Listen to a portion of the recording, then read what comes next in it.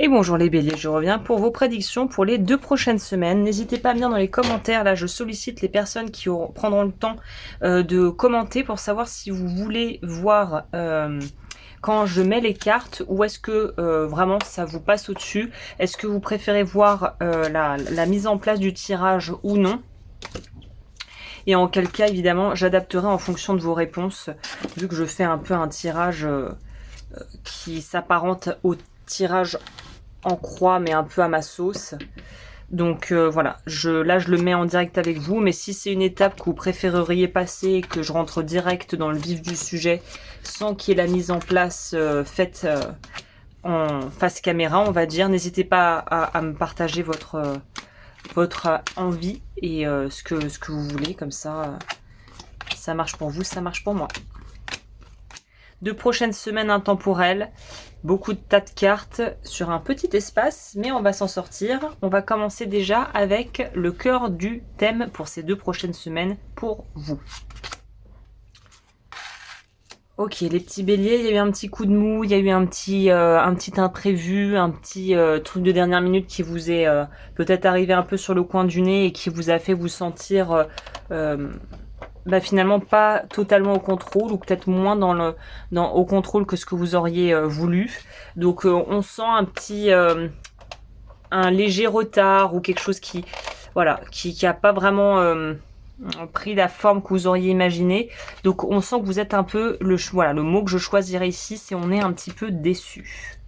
On est déçu parce que peut-être qu'on avait une espèce un ressenti qui était peut-être une forme d'intuition, mais qui nous a pas mené vers la bonne action ou vers la bonne résolution ou vers le bon choix. Je pense que si on a la roue de fortune qui vient complémenter ce tirage, je partirais plutôt sur la théorie il y a eu un imprévu, un espèce de coup de la vie, coup du sort, si on peut parler en ces termes.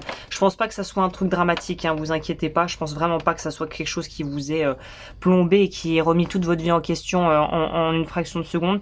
Je pense plutôt qu'on est sur le truc on aurait espéré que les choses se goupillent autrement et puis ça s'est pas fait comme on voulait. Voilà, ça arrive, c'est la vie, ça s'appelle la vie, hein. Donc là, au niveau du passé, pour voir un petit peu d'où vous venez, on va en savoir plus. Encore l'intuition. Donc votre intuition, ou plutôt ce que vous avez peut-être interprété comme de l'intuition, mais qui était plutôt le mental qui vous a un petit peu aiguillé dans une direction qui n'était pas forcément top, vous traînez un petit peu ça comme un boulet au pied, hein. C'est à trop être près du soleil, on s'est peut-être un peu brûlé les ailes. Il y a peut-être, c'est ça, une notion d'avoir l'impression de s'être un petit peu brûlé les ailes quelque part ici. D'une manière ou d'une autre, on sent chez vous cette sensation il y a quelque chose que vous pensiez aller vraiment changer votre life ou améliorer les choses, ou que c'était comme si c'était couru d'avance, que ça se passe bien et que les choses devaient aller dans une direction bien précise et que voilà, c'était prévu comme ça. Il y a une notion dont on avait prévu le truc, ça devait être comme ça, et puis finalement c'est pas comme ça, et du coup on est extrêmement déçu de la tournure des événements. Il y a quelque chose de cet ordre-là. On est déçu parce que ça prend pas la forme qu'on aurait voulu que ça prenne. Ok. Au niveau du coup, on va aller ici pour voir le présent, pour voir un petit peu quel est votre état d'esprit actuel. Bah oui, voilà, je pense que c'est un petit couac dans la machine, mais rien de grave. Je pense pas que ça soit dramatique. Refusez d'ouvrir les yeux. Donc, vous savez quelque chose. L'intuition est ressortie 2 fois dans le passé et dans l'énergie générale des 2 prochaines semaines. Donc, vous pressentez, ou au fond de vous, vous avez votre réponse par rapport à quelque chose, mais il vous faut un temps pour vraiment digérer ça et pour prendre, en fait, la mesure de ce qui se passe. Ouais, je sais pas si on vous a promis quelque chose, une promesse qui n'est pas tenue, une espèce de quelque chose que vous avez vécu comme une trahison. Le 5 d'épée, c'est quelque chose qui nous a été fait, ou qu'on a vécu comme étant quelque chose qui nous a blessé, qui a été intrusif, ou on s'est senti utilisé, on s'est senti vraiment manipulé. Il y a quelque chose que vous n'avez pas digéré du passé, et d'un passé, je pense, assez récent, où vous avez le sentiment qu'on a... l'image qui me vient, c'est étonnant, ce qui me vient pour vous, c'est comme si quelqu'un avait tiré contre son camp. C'est comme si vous étiez dans une équipe et quelqu'un a tiré contre son camp. Et vous comprenez pas en fait. Vous ne comprenez pas la logique derrière. Ok. Le challenge. Bah, c'est de lâcher prise par rapport à ça. Hein. C'est de lâcher prise par rapport à quelle que soit la situation ou la personne qui vous a causé un peu du tort ou du tracas.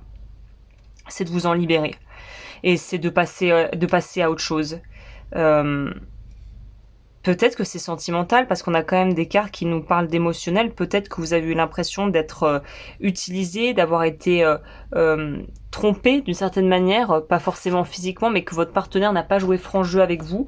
Et y a la notion ici de loyauté qui est remise en question, semble-t-il. Donc on va un petit peu creuser pour savoir du coup. Les influences extérieures, ça m'intéresse.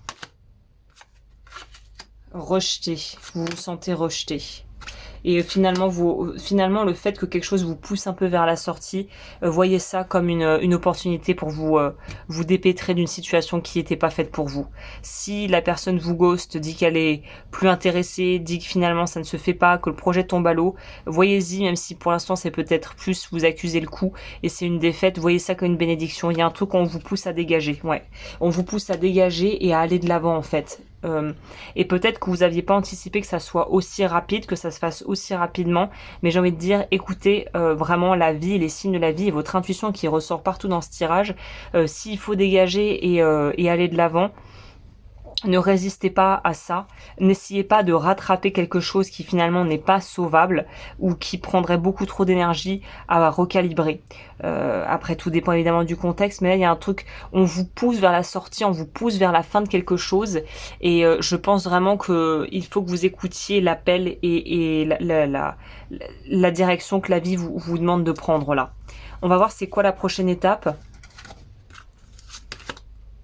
Ah bah quand on perd quelque chose, semble-t-il, sentimentalement parlant, on en retrouve ailleurs. Prendre l'initiative. Donc, il y a vraiment plus une notion de rebondir tout de suite. Peut-être que vous pourriez être surpris ou surprise de vous dire, punaise, je pensais qu'avec cette personne, ça allait marcher, qu'il y avait tout pour, que ça commençait bien, il y avait tout pour que ça marche. Enfin, vous savez, c'est ce genre de situation assez horrible où on entend la personne dire, je l'ai pas vu venir, j'ai pas vu la rupture, j'ai pas vu la tromperie arriver.